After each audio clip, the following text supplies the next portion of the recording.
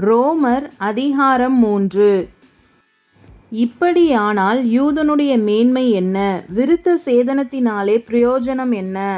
அது எவ்விதத்திலும் மிகுதியாயிருக்கிறது. தேவனுடைய வாக்கியங்கள் அவர்களிடத்தில் ஒப்புவிக்கப்பட்டது விசேஷித்த மேன்மையாமே.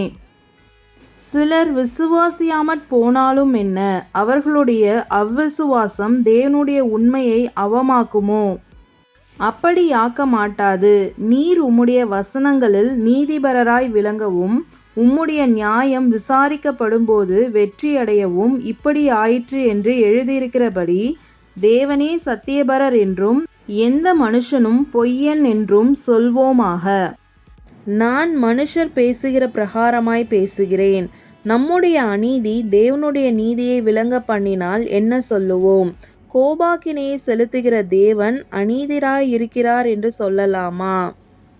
அப்படி சொல்லக்கூடாது. சொல்லக்கூடுமானால் தேவன் உலகத்தை நியாயம் தீர்ப்பதெப்படி? அன்றியும் என் பொய்யினாலே தேவனுடைய சத்தியம் அவருக்கு மகிமையுண்டாக விளங்கினதுண்டானால் இனி நான் பாவி என்று தீர்க்கப்படுவானேன்? நன்மை வரும்படிக்கு தீமை செய்வோமாக என்று சொல்லலாம் அல்லவா?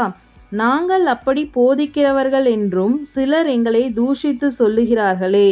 அப்படி போதிக்கிறவர்கள் மேல் வரும் ஆக்கினை நீதியாயிருக்கும். ஆனாலும் என்ன, அவர்களை பார்க்கிலும் நாங்கள் விசேஷித்தவர்களா? எவ்வளவேனும் விசேஷித்தவர்கள் அல்ல. யூதர் கிரேக்கர் யாவரும் பாவத்திற்குட்பட்டவர்கள் என்பதை முன்பு திருஷ்டாந்தப்படுத்தினோமே. அந்தபடியே நீதிமான் ஒருவனாகிலும் இல்லை, உணர்வுள்ளவன் இல்லை, தேவனை தேடுகிறவன் இல்லை. எல்லாரும் வழி தப்பி ஏகமாய் கெட்டுப்போனார்கள். நன்மை செய்கிறவன் இல்லை, ஒருவனாகிலும் இல்லை.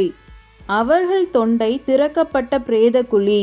தங்கள் நாவுகளால் வஞ்சனை செய்கிறார்கள். அவர்களுடைய உதடுகளின் கீழே பாம்பின் விஷம் இருக்கிறது. அவர்கள் வாய் சபிப்பினாலும் கசப்பினாலும் நிறைந்திருக்கிறது. அவர்கள் கால்கள் இரத்தம் சிந்துகிறதற்கு தீவிரிக்கிறது. நாசமும் நிர்பந்தமும் அவர்கள் வழிகளில் இருக்கிறது. சமாதான வழியை அவர்கள் அறியாதிருக்கிறார்கள். அவர்கள் கண்களுக்கு முன்பாக தெய்வ பயம் இல்லை என்று எழுதியிருக்கிறதே. மேலும் வாய்கள் யாவும் அடைக்கப்படும்படிக்கும் உலகத்தார் யாவரும் தேவனுடைய ஆக்கினை தீர்ப்புக்கு ஏதுவானவர்களாகும்படிக்கும் நியாயப்பிரமாணம் சொல்லுகிறதெல்லாம் நியாயப்பிரமாணத்திற்கு உட்பட்டிருக்கிறவர்களுக்கே சொல்லுகிறதென்று அறிந்திருக்கிறோம். இப்படி இருக்க பாவத்தை அறிகிற அறிவு நியாயப்பிரமாணத்தினால் வருகிறபடியால் எந்த மனுஷனும் நியாயப்பிரமாணத்தின் கிரியைகளினாலே தேவனுக்கு முன்பாக நீதிமானாக்கப்படுவதில்லை. இப்படி இருக்க நியாயப்பிரமாணம் இல்லாமல் தேவ நீதி வெளியாக்கப்பட்டிருக்கிறது. அதை குறித்து நியாயப்பிரமாணமும் தீர்க்க தரிசனங்களும் சாட்சியிடுகிறது. அது இயேசு கிறிஸ்துவை பற்றும் விசுவாசத்தினாலே பலிக்கும் தேவ நீதியே.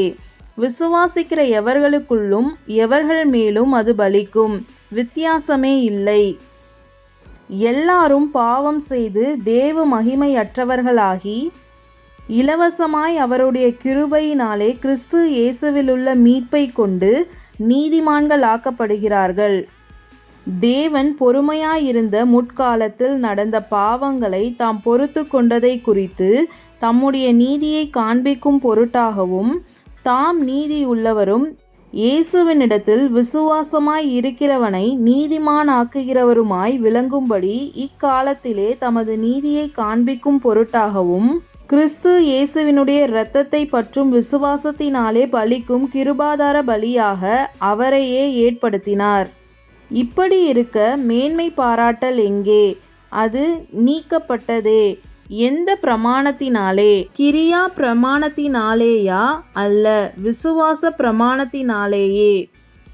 ஆதலால் மனுஷன் நியாய பிரமாணத்தின் கிரியைகளில் இல்லாமல் விசுவாசத்தினாலேயே நீதிமானாக்கப்படுகிறான் என்று தீர்க்கிறோம். தேவன் யூதருக்கு மாத்திரமா தேவன்? புறஜாதிகளுக்கும் தேவன் அல்லவா? ஆம், புறஜாதிகளுக்கும் அவர் தேவன்தான்.